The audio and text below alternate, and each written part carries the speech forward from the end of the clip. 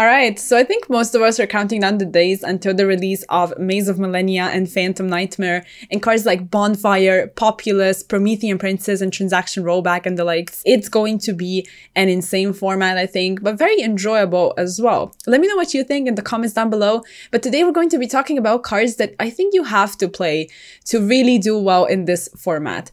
Please, again, share your thoughts about which cards you think are some of the top pickups right now, and like the video if you do enjoy it. So yeah, for the first card, I want to mention Evenly Matched. I think it's going to be one of the go-to cards because most decks are just going to put up a ton of resources on the board.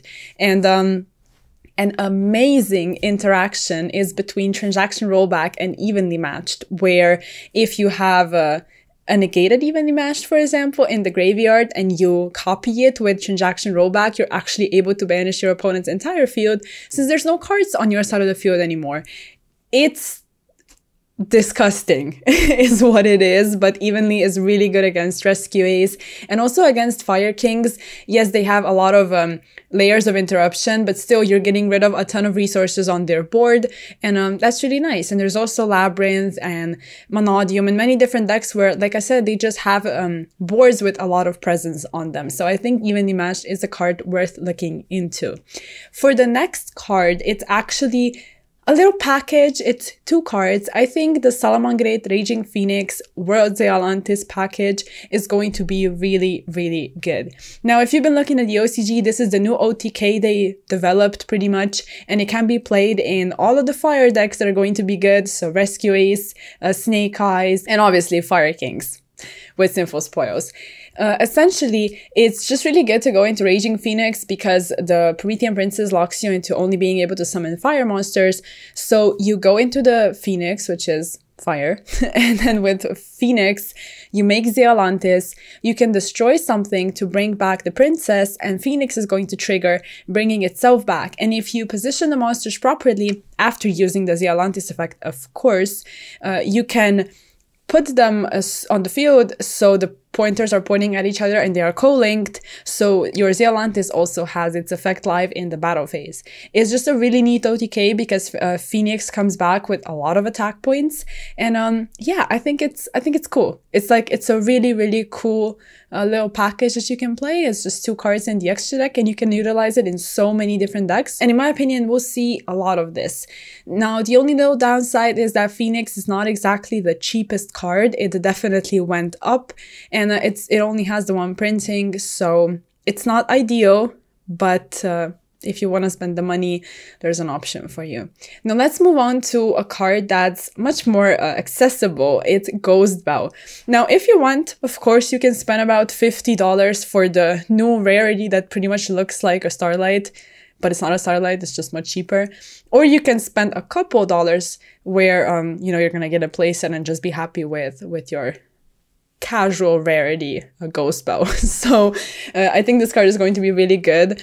It's nice against Labyrinth, and it's also good against Fire Kings. And I'm pretty certain you have to have 1 playset either in your main or side. You can decide for yourself, but it's extremely, extremely useful against both decks. So in my opinion, it is worth playing. Of course, Labyrinth is going to have Transaction Rollback, and against Fire Kings, you have to keep in mind that not every single effect can be Ghost Belle. I'm mainly talking about Garunix here. That works the same as Dry Shot monsters. In the hand, you cannot Ghost Belle it, even though it like contains the part of the effect where it would special summon from the graveyard.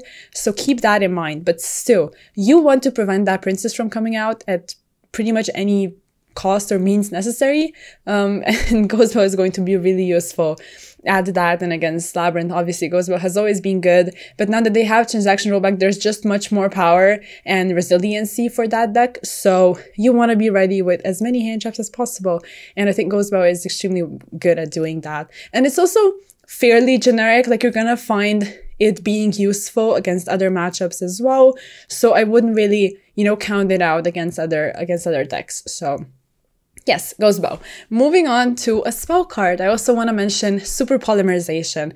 I have seen some deck lists where people play like post-Phantom Nightmare tournaments and the likes, and Super Poly is seen quite a lot. It's either in the main deck or the side deck because it's just so good against Fire Kings and also against Rescue Ace, with Garura and Mud Dragon being pretty much the perfect target. I think you're always going to find uses for Super Polymerization, especially if you play a deck where you're also able to fuse away your stuff to dodge negation and the likes. That's also something to keep in mind. It's not just used to break boards, but to actually protect your own stuff or to OTK and do things like that. So yeah, it is a little, I guess, costly in terms of space. If you don't really have enough space in the extra deck, it's gonna be really tough because you're probably not gonna dedicate like 5 to 6 slots in your side deck for Super Polymerization and the targets. So if you can afford it, I would definitely recommend playing Super Poly. And as for the last card, this one was really tough for me to pick because there's so many good cards in the next format. You know, there's like DD Crow and Called By to just deal with Princess and stuff, or like anything else that Fire King does. There's Cosmic Cyclone against all the busted Fuse spells. Pankratov's that's now at 2. But I wanted to talk about Crossout. I think Crossout is going to play an important role. I might be wrong, people maybe won't play it, but I do have a feeling that they will, just because it's going to be so useful in all the mirror matches and also the pseudo mirror matches of just decks that utilize the Sinful Spoil stuff.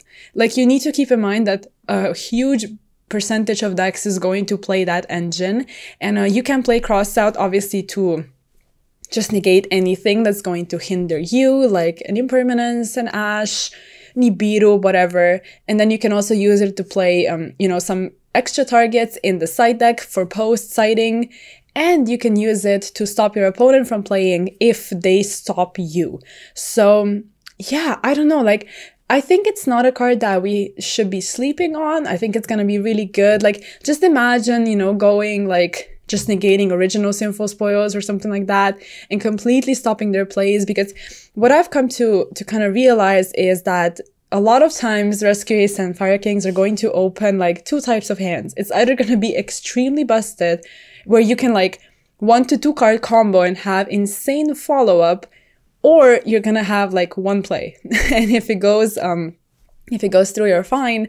However, if it doesn't, it's going to be really, really painful. Like, you want to protect yourself and make sure your plays go through, especially with Rescue Ace having more bricks and the hands having more chance of being suboptimal, if you know what I mean. So yeah, there may be some better cards to put on today's list, but I really wanted to talk about Crossout because I think it's just a good way to dodge some cards. And I know it's not a favorite of everyone. I also wasn't always a fan of the card, but I do think it's going to be useful moving forward. So let me know if you agree or disagree with this statement. And if you enjoyed this video overall, please make sure to give it a like. Let me know down in the comments which cards you would include.